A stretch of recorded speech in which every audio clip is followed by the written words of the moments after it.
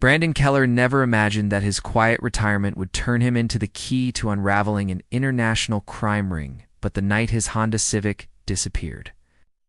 Brandon Keller had always lived a quiet life in the suburbs of Milwaukee. A retired school bus driver, he spent his evenings watching local news, sipping tea by his window, and waving at the occasional neighbor.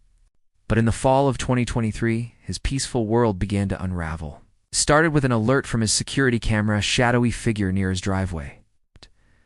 At 3 a.m., Brandon reviewed the footage and watched in disbelief as his prized 2018 Honda Civic vanished without a sound.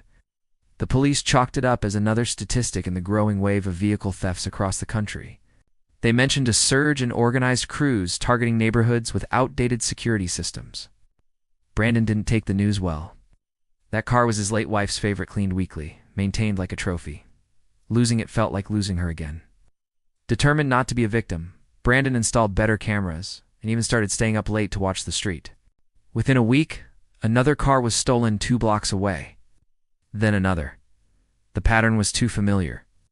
The strange part was that the stolen cars were always recovered abandoned, wiped clean, sometimes across state lines. Brandon began noticing the same white van cruising slowly past his street every few nights. It never parked, never idled, just crept along. He recorded its license plate and gave it to the police. But they found nothing. The plate was fake. 2 weeks later, a neighbor's car disappeared, and the footage Brandon captured turned the case upside down. The thief wasn't a masked man, it was a teenager. What shocked everyone was when police traced the movements of the van back to a warehouse downtown and uncovered a theft ring led not by hardened criminals, but by a group of high school students using TikTok tutorials to bypass ignition systems. They were being paid in cryptocurrency by anonymous accounts overseas. The kids had no criminal records, just curiosity and time.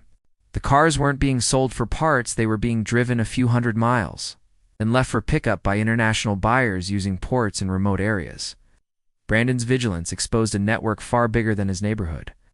What seemed like petty theft turned into an international smuggling operation.